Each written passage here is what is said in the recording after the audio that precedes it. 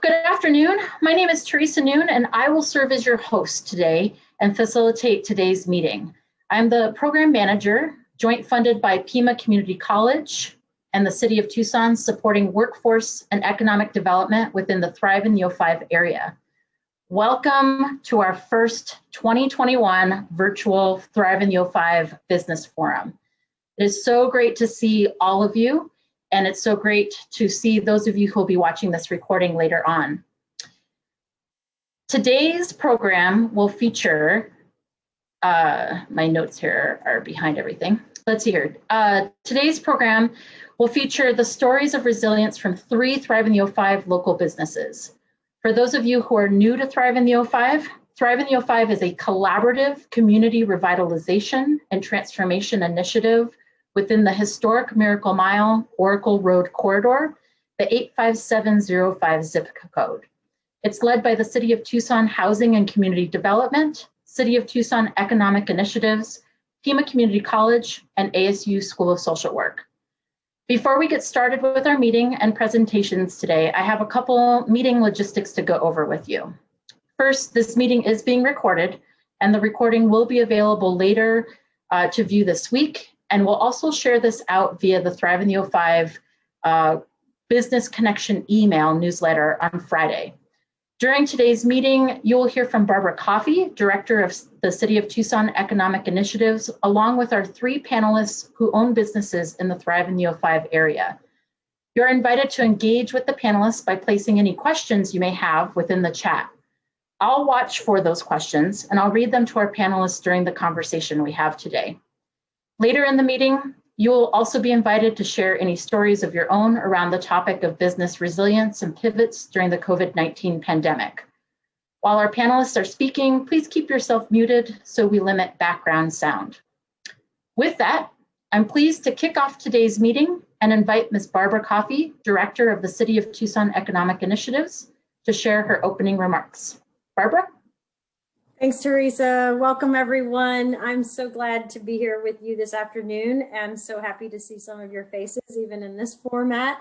It is certainly a different year, different than where we were a year ago, I should say, and what a year it's been. So I'm actually always humbled to hear some of your stories. So I'm very excited to hear what you've been going through, what you're looking forward to, and really how all this has impacted us, but really with the eyes on the future of this area. Thrive in the O5 and the Oracle Miracle Mile area is a very significant and important part of the City of Tucson. And we've all been engaged in this conversation over the last couple of years, talking about what we can do to revitalize, to enhance, to spotlight, to bring some attention to the area, to foster that growth and development, and to really help your businesses thrive and to help your businesses grow and succeed where they're at. And so that's the framework with which I'm listening and the framework with which we come together. And so I just applaud you for doing that, for sticking to the meetings and coming together when you can to engage in this manner, because I think when we build this core of you that continue to talk and exchange ideas, then we will have a core group to lead the charge going forward and to strengthen the business community that you are.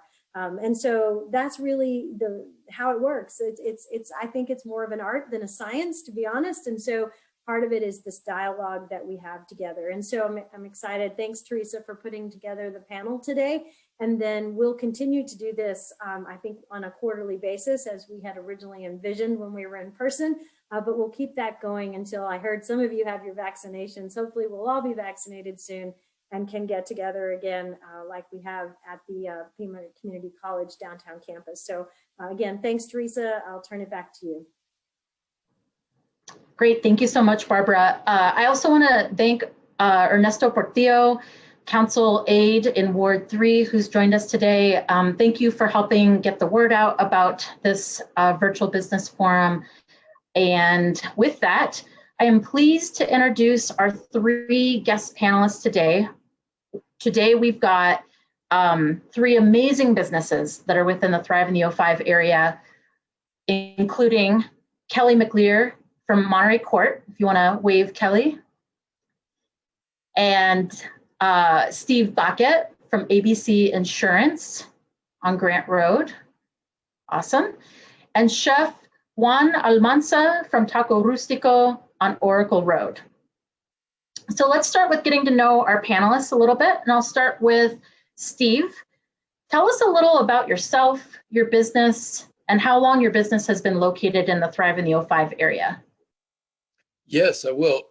Thank you very much, Teresa and Barbara, for inviting us for this little talk here. I really appreciate it. And well, I went to school and college here in Tucson, Arizona. Always, a special place to me. Then I began a career in Mexico City for 21 years with a great company. And my wife is Venezolana from, of course, Venezuela. And we had a great retirement plan, but well, we all know what happened with Venezuela, and it shows you how quickly things can change. But we're delighted. We started this business in 1999. We have 4 businesses we operate out of the 05. Our building there on Grant, just east of the freeway, that's our main office. Then we have another building on the south side, and our principal business is insurance. We're an insurance broker, and naturally from our backgrounds, we gravitated to the great Latino market in Tucson, Arizona, and we've really prospered there. And the 05 zip code, just from we bought that building in 2005, and what an awesome arrangement it has been just for our market as well as the South Side. Awesome. And we do financial services and insurance and tax service for our target market, of course, is the Latino market. And in terms of the background, I think, Teresa, that's basically enough for this format. Thank you. Great. Thank you, Steve. Chef Almanza, tell us a little about yourself, your business, and how long your business has been located in the Thrive in the 05 area. Oh, and you're on mute. I supposed to mute, but no. Okay. Thank you, Barbara and Teresa, for inviting me to this meeting. I'm so happy to be with you guys. My career started here in the United States in Green Valley, like 30 years ago. Since I was here, I'm a cook. I started cooking in the Mexican restaurant in Green Valley. Then I moved to Tucson, probably in the 99, to work at the Tucson Country Club. I had to work at the Tucson Country Club for like 12 years. Again, a lot of experience there. And when I leave the Tucson Country Club is when I supposed to be ready for start my own business. And there was a long time and a hard time to pass through because there's a couple of recessions in those times, and so I lost a lot of money. But since I leave the Tucson Country Club, was my thinking to start my own business. So that take me like at least another 15 years to get ready to get my business on. I got taco shop at the Tucson, at one of the Tohono swap meets. I sell tacos right there in a really rustico stand. That's why my business, my tacos are rustico, because the business in the swap meet was really rustic, like just like a little stand with a couple of shades, and that's it. So that was 5 years ago when I started my business in the swap meet, and finally last year I got some savings to start. I just passed through. This is my area. I live right behind the restaurant for almost 8 years. So one day I just coming through the street and I saw the sign. They have it for lease the place. And I stopped by, get the phone number, and start talking with the guy who was in charge for the broker for the business. And then, yeah, we get a really good, we're going in really good negotiation in the building. So I rent the building right on the 1st of March. No idea the COVID thing is gonna come in. No idea I just was happy because I had my building to get my taqueria here.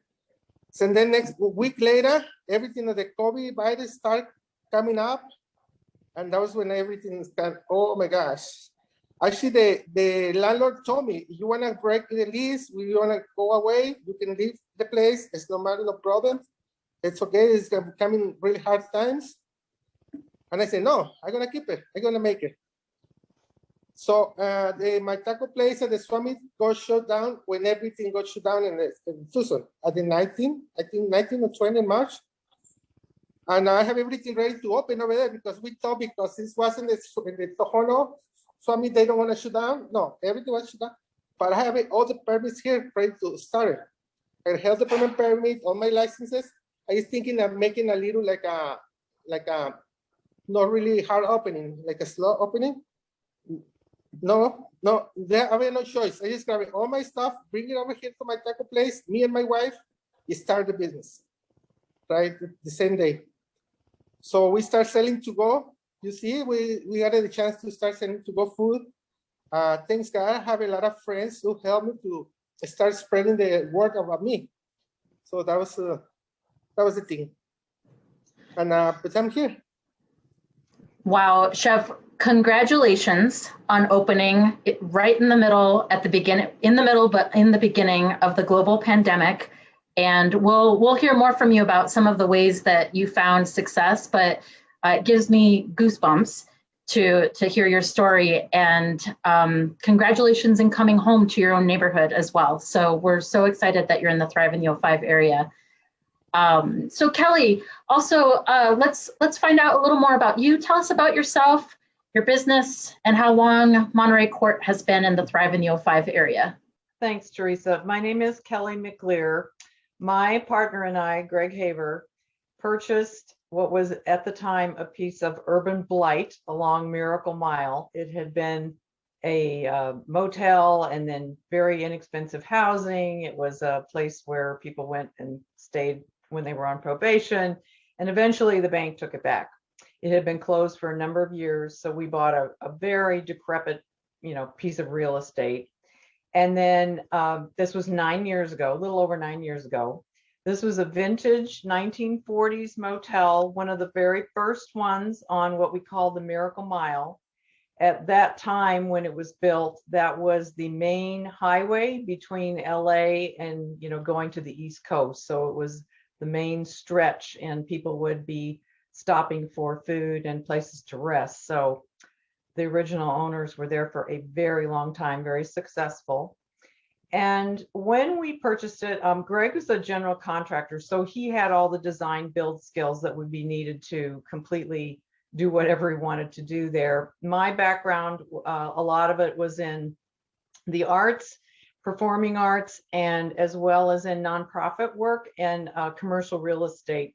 So putting that all together, and both Greg and I, by the way, were in the entertainment industry. We were both musicians, classically trained. We were actors and dancers and performers. And so we had this sort of mixed background in the arts, as well as Greg's building skills, and took this old place and made it into what is basically a threefold destination. So it has dining, live entertainment, and arts. And the arts piece is, and I'll explain that a little bit more, but it was started out as retail arts. Where artisans would have a gallery, they would create their work and sell their work there.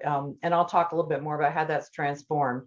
But basically, we completely repurposed this piece of lodging. So there's no lodging there anymore, just the entertainment and the dining and so forth. And we set out to do this. Most people thought we were crazy because of where it was located, and had a lot of negative image to dispel, which took a few years. But live music was the main core piece of what we had designed. And the central courtyard of the old motel is where all the entertainment takes place. If you have not been there, if you can envision just a really cute little bunch of casitas with an inner courtyard, that inner courtyard is where all the live action is, the food service and so forth. So that's the basics of what we have and how I have gotten involved with it. Great, thank you so much, Kelly. So let's talk about the pandemic. And we all know on here, I personally cannot believe it has almost been 1 year since everything just completely shifted and changed for all of us. But let's talk about the pandemic. And I know Chef Almanza and Kelly, you're both in the restaurant industry. Steve, what happened to you when the pandemic hit last March and our worlds kind of shut down? What happened, and then what ended up being some of your most kind of notable challenges and successes during the course of the year? Yes. Well, as it's written, it's been the best of times and the worst of times, for certain. Well, what changed so many things is with everyone. I mean, I came home to my home office, and my wife and the 13-year-old boy got to spend a whole lot more time together as a family, which has been a total blessing. In terms of the business, well, I'll tell you, it was a shocker. We have a very large book of business, some 15,000 clients and customers between north and south side, and many of them they love to pay their payments and meet with our staff on a frequent basis, face-to-face interaction, and they love to pay in cash a large portion of that business book of business. So we had some real changes to make. I was blessed in terms of the insurance, financial services, and the tax service. The food truck was also a great blessing in terms of just that being able to honor the social distancing requirements. But in terms of the business, the insurance, financial services, and tax business, well, we had to set up to take cash payments. Otherwise, our clients were dead in the water, as well as our own business and our many employees around there. It was quite a shocker. But we were blessed to have drive-up service windows at both buildings, which made a huge difference, protection of both our employees and, of course, our customers and clients.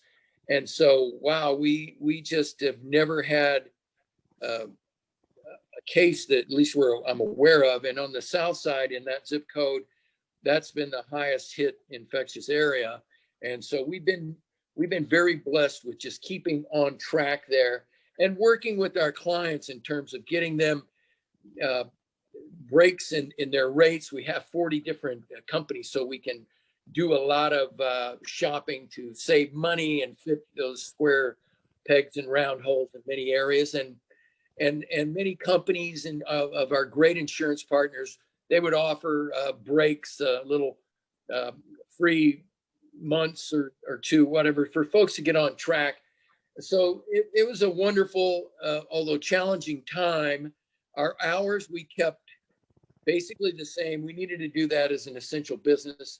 And also in our buildings, well, we have 13 tenants in there. Well, but week one of the virus, well, another shocker, I lost 10 companies, some of them tragedy, went out of business, 400 employees just out of work like that.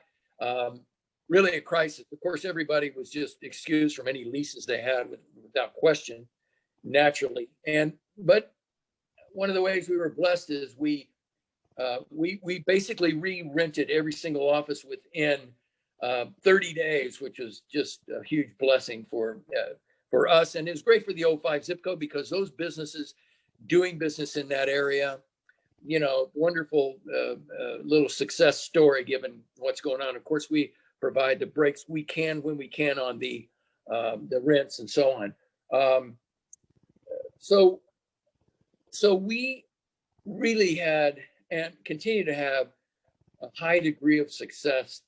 In fact, I mean, it's a little success story for me and a great surprise. My wife tells me that, our numbers from 2019 comparing to 2020, we were actually up in business, which, I practically fell off my seat.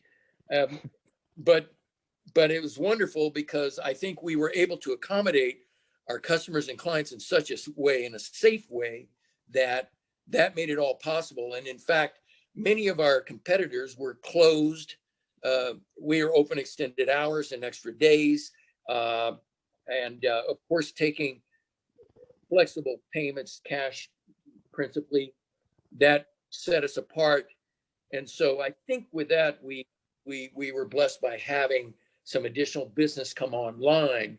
I think that I think those are more or less the high points, Teresa, unless you have some other input or questions that from our prior discussions that we had that I'm leaving off. I have a couple just quick follow-up questions. So that drive-through payment system at both your locations was a great pivot. Did you also include walk-up, outdoor walk-up payment systems as well if somebody didn't have a car? Oh yeah, Great. absolutely. And now, you know, with all our tenants, we allow people into our isolated lobby. I think, I don't know, I think they let 5 folks in at a time. We have a high retail operation in there, a cell phone laptop repair, which again, great success story. I think I told you about that. You know, the guy, the proprietor there offers a great, you know, alternative to somebody going out and getting a ridiculously expensive iPhone and such as that. But a lot of foot traffic, which, you know, we've just adjusted with that in terms of our drive up and our walk up, and also letting people in a controlled way into our lobby. And of course, masks are required, and we take the temperature, you know, the usual questions, and, you know, knock on wood, we haven't had any issues, health issues. That's fantastic. One more quick follow-up with regards to your tenants. You mentioned you had 13, 10 immediately were released from their leases due to the circumstances caused by COVID. You were fortunate to replace those vacancies with new businesses. What were those businesses similar to the businesses that had previously been there, or did you have kind of a whole new type of business that was then being offered in the Thrive in the 05 area? I would say 2 were replacement businesses for the type we had, life insurance and attorneys, you know, because our downtown proximity and all that. And great that that the 05, another benefit there is it's becoming such a great gateway for the downtown area. And the others were new businesses, some national franchises, Phoenix companies moving down with their administrative offices due to our proximity to the freeway and all.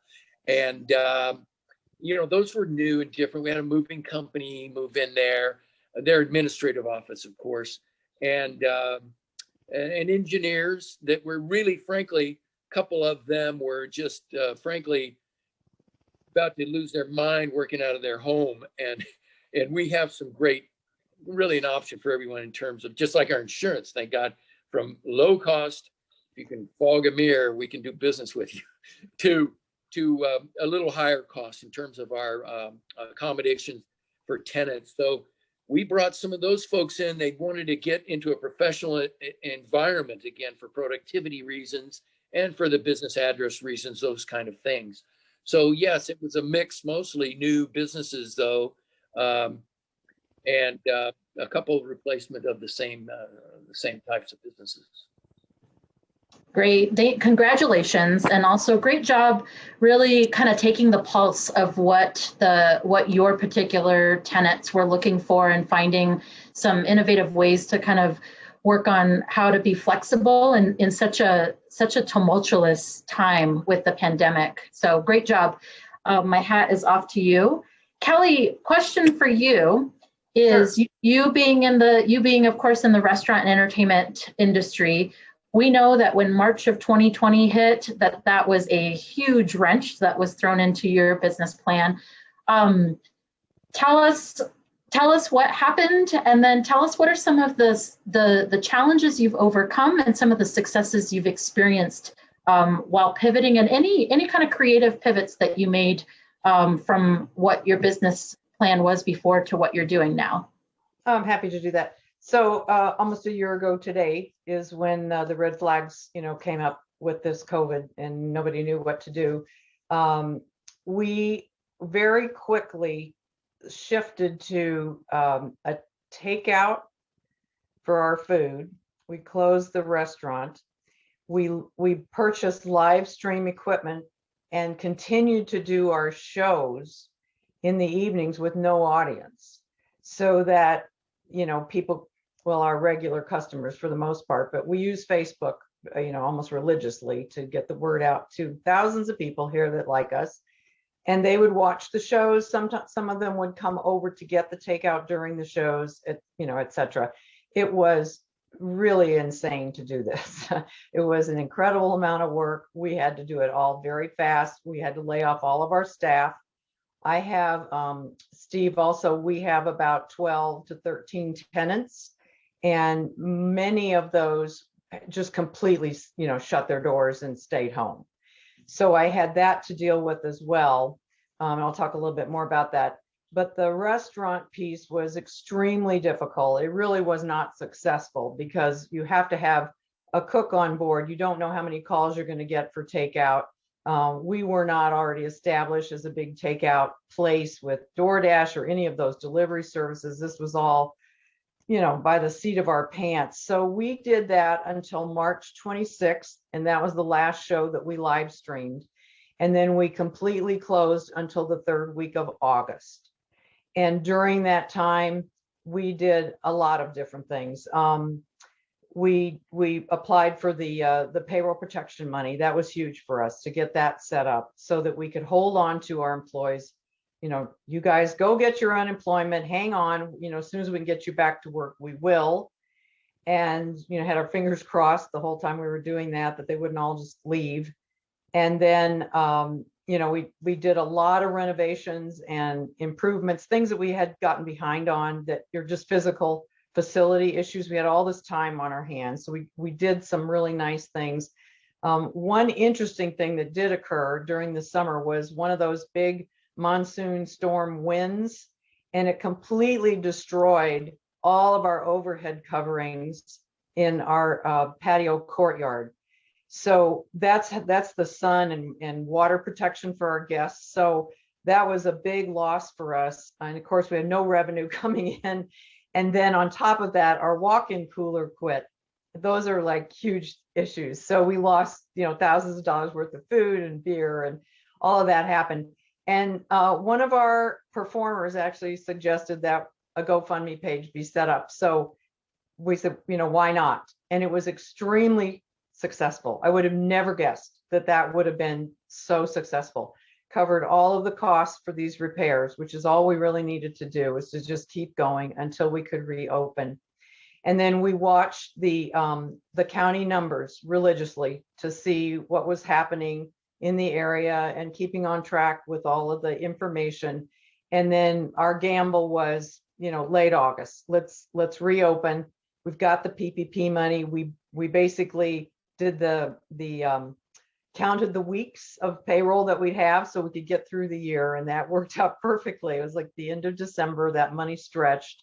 All of our staff came back to work, and we were at 50% capacity, which is basically what most restaurants have. We had the good fortune of being an outdoor venue already, so we didn't have to go making changes like many restaurants did to set up patio seating. We already had that. So we closed all of our indoor dining, and it still remains closed. And that was a very small portion of our capacity. So that worked really well. And then, like I said, we had our staff, went back to work, started all our publicity. The hardest thing of all was finding performers, because like many, many people, they had no desire to go out in public. We weren't where we are today with our knowledge. And so we had to kind of, muddle along, trying to sort of, beg performers we would promise we're going to keep you safe. These are all the things we're doing, keep everybody safe. Will you come perform? So we could do live performances. So we have all the distancing in place. We're like, like the Gestapo, excuse the expression, with the masking and the rules, because we have a niche group of people who are 45 and up who have, they're older. So we just decided that the message we would put out was live music is alive and well, it's here. And we are taking 100% plus, in terms of our efforts to keep everybody safe. Our staff, our tenants, the people who come through the door, our vendors, everybody, the bands. And of course, there's no dancing allowed in Pima County, which was actually, in a way, it was kind of a blessing, because we knew we would lose a lot of guests, because that's how they get their exercise. They like to go out and dance at night, and we still do not have those people back. Once dancing is returned, it'll be a plus for us. But we did begin, even in August, people were just so tired of being inside. It was warm outside, so they could come and sit outdoors, distance from people, wearing their masks, when they weren't eating. And of course, our staff have their masks on all the time. Everybody does. And if someone forgets, I get to be the masking policewoman. So I go after people and remind them and, kind of do this. And yeah, so I get to do that pretty regularly, but now it's a lot easier. We did a lot of cost reductions just in all kinds of little areas. One of the things, see, when you were talking about your tenants, because I had about a dozen of them, some of them I knew would never be able to survive this. I just knew. So I just literally let them out of their leases. It's like, please go take care of yourself and your families. It's fine. People just basically, flew like they were migrating across a border. It was amazing. And they were very grateful for that. And so, we cleaned and tidied, got all those spaces back open. And by the 1st of July, I'm at 99% capacity. Unbelievable. So very much like you, what I think had occurred is that there were small enterprises that were working out of their homes, and they did not want to be doing that. They did not want to have people coming in their homes with this COVID. So they wanted to get, a little space to operate. And so I had to make a lot of concessions. In the past, our focus has been artists and artisans who produce their art and hopefully would sell it either online or in a retail fashion. Retail is very difficult. It has been since last year, and it continues to be. So I expanded the definition of artisans quite a bit. We landed, I think, 4 tattoo artisans. All of them are doing unbelievably well. I would have never thought I would make that shift. They're all artists, and they're all doing incredibly well. They have their little gallery suites and, do their thing. And then a lot of other ones were startups, young startups that wanted to make a change, didn't want to be out, at the swap meet and trying to find, well, there really weren't any of these vintage shows anymore to take your table, all this stuff kind of ended. So they found a space. We're very reasonably priced. And of course, we have all of our suites are just set up where you just pay one price and everything's included. So it's really easy for people to get settled. That was hugely helpful to us to get those spaces going again when I had to release people from prior leases, because that's how we keep our operational costs covered. The gas, the water, the AC, everything, the trash pickup, the taxes, everything was taken care of. I could relax a little bit. We did get the EIDL money, the grant money that the government gave. That was a very big help in the very beginning. And then once we reopen in August, like I said, it's just this very strong message to the public, especially our niche group, which is older, that we're taking extraordinary precautions to keep people well. We want you to feel safe coming here. Please ask us lots of questions. You can come and look. And actually, we had people come by and drive by and look to see what we were doing before they ever came back in the place. I've never seen anything like that before, but they did. Just wanted to check it out, be sure we weren't making that story up. Another thing we did to pivot, which was a big help to us in the past, anybody that's in the entertainment industry would know this. You often have, or in restaurant, you have no shows when you make reservations for tables and so forth.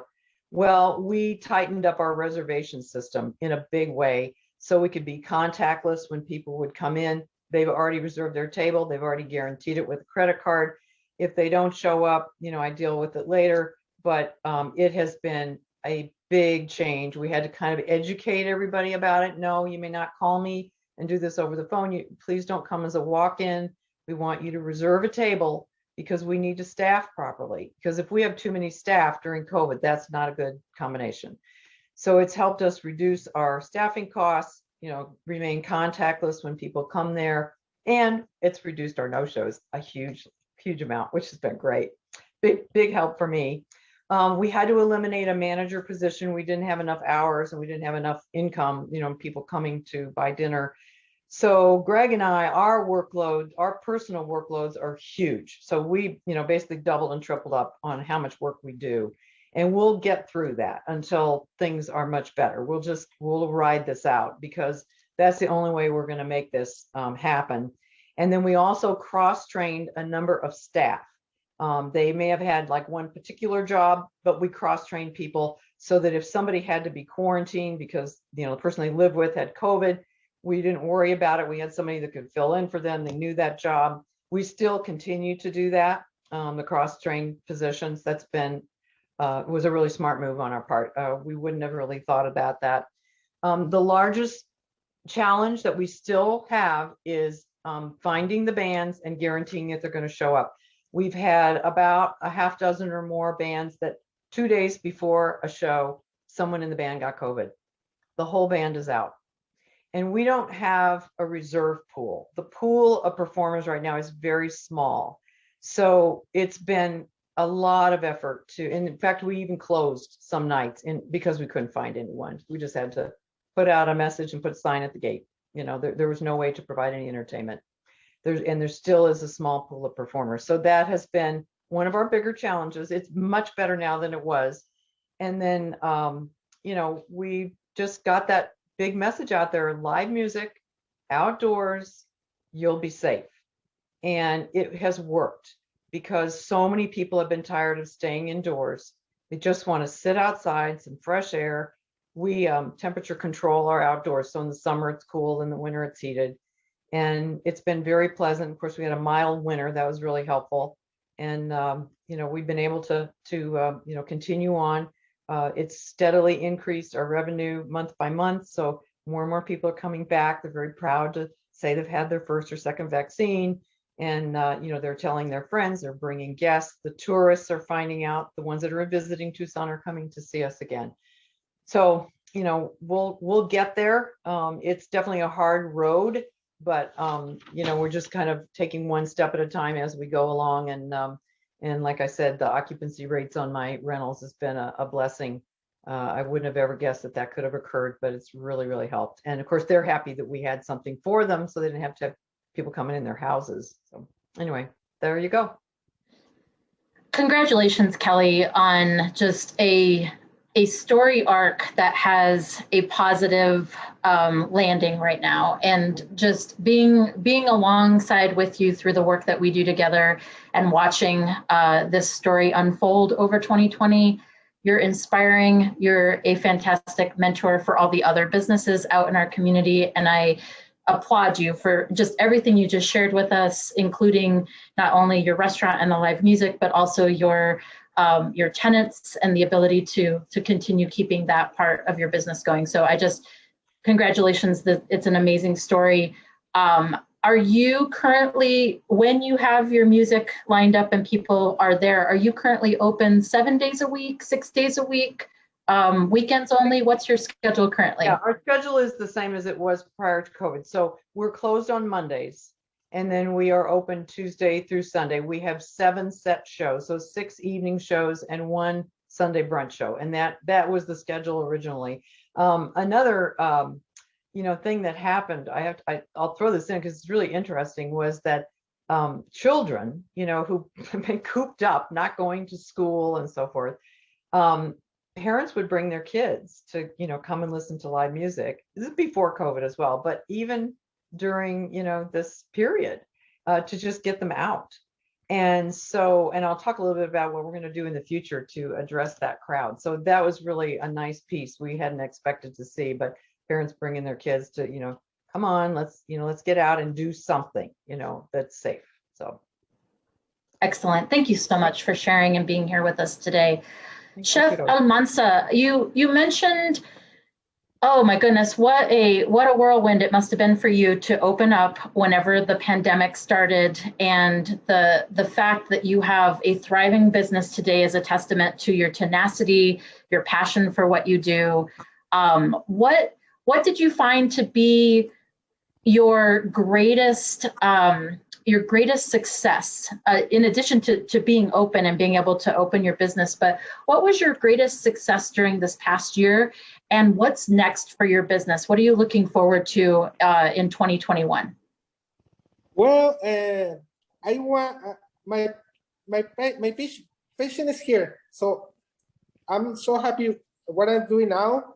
I'm so happy of how the business going up from nowhere, and but my customers are so happy. I always happy when they can, oh, we back for the food because we love it.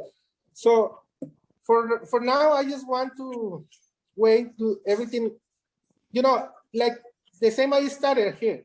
Just go with the waves to see. I have no idea how this is gonna be, and now I'm so happy because that is insane. The people make lines outside to wait for the food, calls every 5 minutes in the phone, orders to go, orders to pick up. We always, so we don't expect this much successful. So right now, I just want to go with the waves. I don't know where I'm going to stop, but I'm sure it's going to go far. Maybe another store next year, a couple years later, when everything passes, hopefully soon. So just go and try to make more tacos for my people, and try to keep the people safe here. Me and my wife, we here every day. When we open, she comes at 6 in the morning. She leaves at 11 in the night, working really hard. And I cannot, if I say I'm gonna do this next year, I don't know if I'm gonna do it because since I started here, I go with the waves, and it's the waves go up, up, up, up. So that's my idea. How did you? So you're an amazing surfer on these waves. So great job with that. How did you get the word out? How did you get such a fantastic following where you have lines out the door currently? What was your marketing strategy? Okay, since I started, I'm a part of the gastronomy union of Tucson. I don't know if you hear about it. So I have a bunch of friends that they are chefs. So actually, since I planning to lease the place, 3 or 4 of them help me for everything, to find my best POS system, to find my best strategy to open. They call the Yelp they open a Yelp account for me. When I go to Tucson Foodie and that's talking with them about me. So even before I open, those plans already go in March, So my friend Matt Cable, the owner of Fresco Pizzeria and Speedway and Country Club, he is my best helper for opening this place. He was here for weeks, every day, helping me to do strategies to open, to get a marketing. So he got my Google account, he helped me to open all the places. And he told me, you know what, when it wasn't the COVID here, the first day you open, that wasn't be really, really crazy time. But that was really soft opening because of COVID. Everything go from nothing to big, And yeah, that was them. I always claim that if I wasn't for my friends, I didn't make it. And well, my food is good. If people try my food, they come back. So the first thing is make the people come and try my food, and then that was go, for another level. But the first thing was try to call the people. And I have a Travis Peter, the owner of the parish. Who was Matt Cable, the owner, the Michael Elefante from the Pizza Mama's Pizza. So all the good chefs from Tucson talking about me. So all the people say, oh, if the chefs talking about somebody, it's because it's good, And they always hear. They come and get food, take a picture, spread in media, and it's what happened, you know. And That's excellent. and work. We have to work. I work every day trying to make the food the best I can. It's my part. Put the hard work in my recipes, and my food is completely different than the other Mexican restaurants. Here you can get a caramelo with cactus inside, or caramelo with calabacitas. So it's a bunch of different food. So the people, the first time they try it, it's like a 90% they're gonna come back, because it's a lot of choices. They never hear about it, so they just wanna come see what's different, what else they wanna try, you know. And hopefully the people keep giving appreciation to business, and it's all English. I start from nothing, and now I'm so happy how everything's going, and I'm so glad to the people who help me, and the customers are always here trying to make my food, eat my food. And where exactly is your restaurant located for anyone who joined us late? It's 2281 North Oracle Road. Just right next door from Drive Time. Across the street from Chico Cake. Just south of Grant, right? Yes. Mm-hmm. Awesome. How many on an average day, how many customers would you say are coming through your door? Oh, gosh. Well, the most tickets we make in one day can be at 200. That's fantastic. Actually, and what else? And Valentine's Day and the Valentine's weekend, we make those heart-shaped taco trays, and we the News 13 make a video about those trays, and they put in the media. People get crazy for those heart-shaped platters. Since Wednesday, the people start calling about reserving, making orders, buying it since Wednesday, like 3 days before Valentine's. So that week is the busiest week I ever have since I opened. Our records in the last year, the biggest record was like $4,000 in one day. And that week we break the record every single day. In the Valentine's, we almost doubled it. So that day was insane. It was the super, super busy day. Do you think you'll do similar kind of themed platters for other holidays, or is Valentine's Day? Yes, that's great. already planned. Actually, I do for birthdays. I can make like instead the cake, regular cake, we make like a cake with bunch of tacos, or the birthday number with the shape of the tacos. And the people calling for those already. And for Mother's Day, we're gonna make something like that, something similar. That is so great. Wow, that's awesome. Congratulations. What a great story. And we all wish you so much more success, as you are quite an anchor in our Thrive in the O5 area, especially with so many people hearing about your tacos or coming back because they love your tacos. And just congratulations. And we're so happy to have you in the Thrive in the O5 area. As we're finishing up here in our last few minutes, Steve, I'd like to hear what's next for you in 2021, or what's kind of your next big thing as you're looking towards this year, and what we have in front of us as far as some potential opportunity for some positive changes. Yeah, good question. In a sense, I mean, I don't know what to expect, but I'm struck by, you know, the two contestants that just spoke. Well, first of all, my first priority is go get some food over at the chef's outfit there. It's, you know, right down the street. I got to get over there. My mouth is watering here, but I'm so impressed with both Kelly and his, you know, the diligence and their great attitude, and you know, the creativity, and really, man, the hard work. You know, I can only claim that, you know, my wife is such a hard worker, and I just go on her accolades there. But anyway, I mean, that's what's needed in these challenging times, and it's going to pay off. It is paying off. So what I see? Well, I live with the optimism that the vaccines, that's going to kick in. That's going to be very effective, and of course, that will be a great, a huge benefit, more than I think anything. And so, praying that will just go smoothly.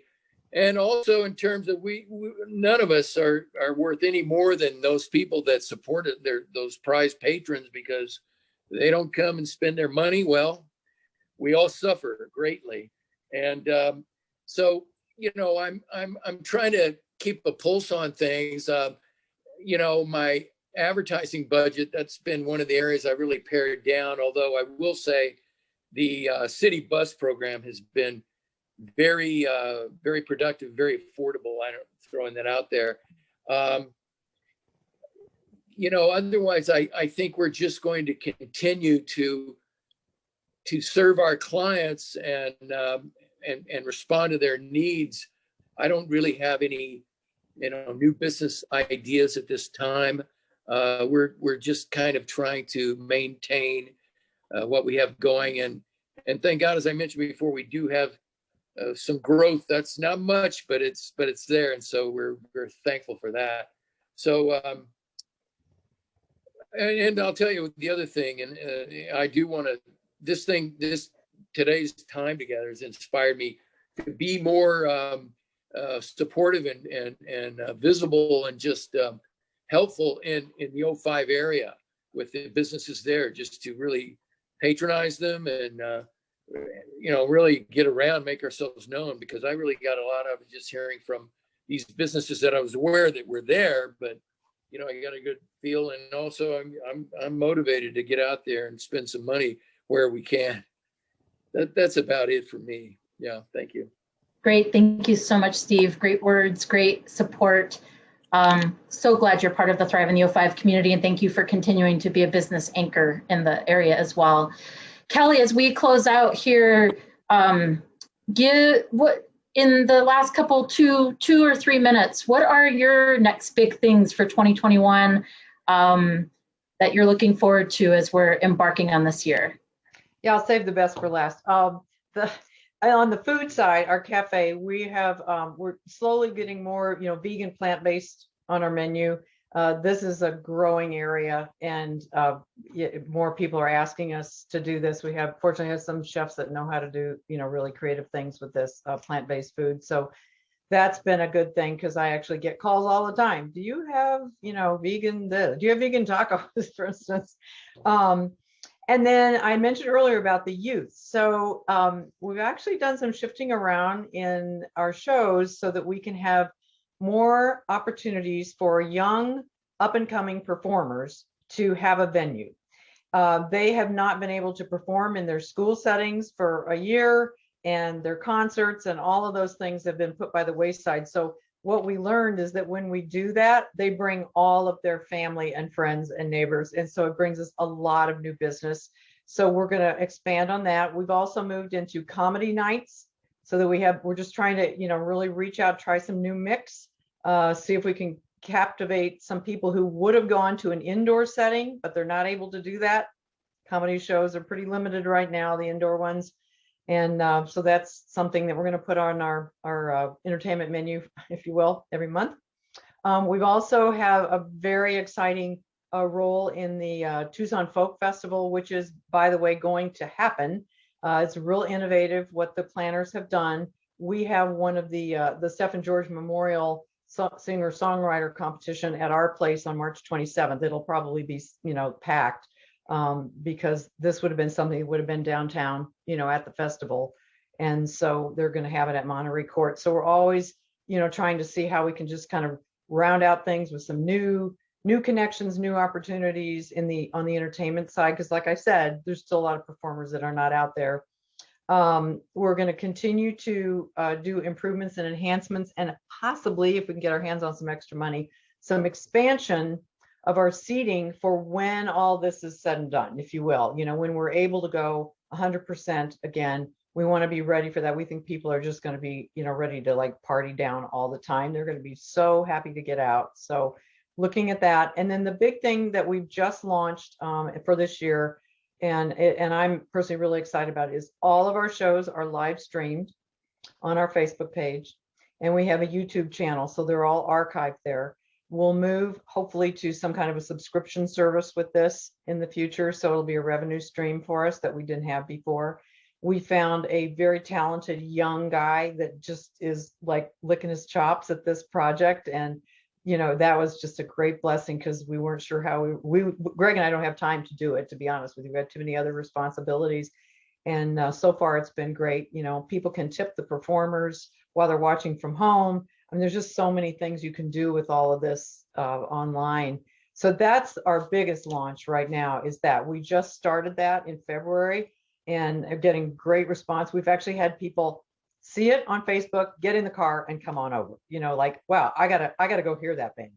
So we know that it has a lot of possibilities for us. So that's one of our, most exciting things that we're going to be doing. So, but hopefully everybody will come check us out. Even one, I know how busy it is in the restaurant business. We never get to go to anybody else's restaurant. So I'm coming to your taco place. So you and your wife come on up to Monterey Court sometime when you get a chance.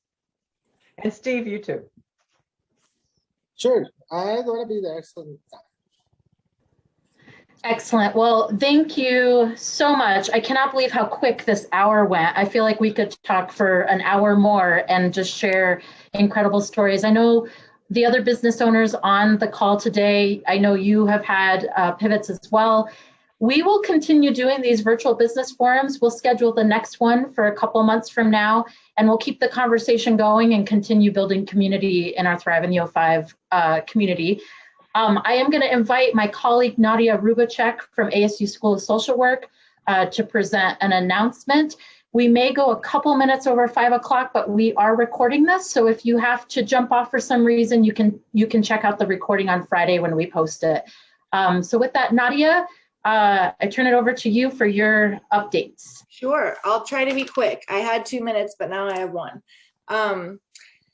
I recognize many of you. It's wonderful to see a lot of familiar faces, and it's wonderful to meet new ones. I manage a community-based crime reduction grant in the O5 area. I work for the ASU School of Social Work here in Tucson, our Tucson campus.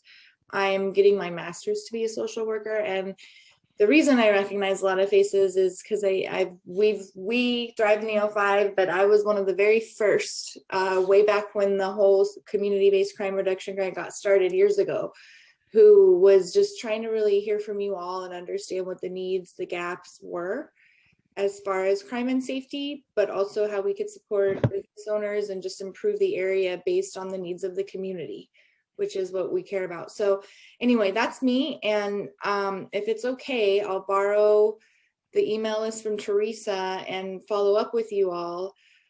We've got a lot of strategies around crime reduction in the O5 area. I'd love to share with you if you haven't heard. And we have a few trainings and opportunities coming up specifically, I think that you all might be interested in particular, a CPTED, or it stands for Crime Prevention Through Environmental Design. But we've kind of got a 2.0 version going on, and we've got some experts, and the idea is to get business owners and residents and law enforcement. We work really closely with TPD to kind of solve the problems you all are facing day to day around crime and safety. So I'm looking to schedule that. It was scheduled a year ago to be in person, and then COVID happened. So here we are a year later. We're going to do it virtually. I'll reach out. I'm going to ask for ideas. I'm going to ask for the kind of issues you all are seeing and what you kind of want to workshop. And then I'll invite you all to a virtual training where we can workshop that together with some experts, with TPD, and with those of us here in the room and other partners. So if that's okay, you'll be hearing more from me later on. And that's all I got. It was really wonderful to be here. I'm really glad Teresa and Barbara and you all have been meeting and doing this. I've been aware. I'm glad to have the opportunity to engage some more. And like we said, it'll be more and more in person, hopefully soon. So that'll be fun too. So that's me. You'll hear from me. Thanks. Great. Thank you so much, Nadia. And Yeah, so Nadia will follow up by email. I have everybody's email addresses and then those dates of what's coming this spring. So once again, I want to thank all of you for joining us today. I especially want to thank our panelists, Kelly McLear from Monterey Court, Chef Almanza from Taco Rustico, and Steve Bucket from ABC Insurance, and of course, Barbara Coffey, our Director of Economic Initiatives. Thank you so much. I hope you have a wonderful evening.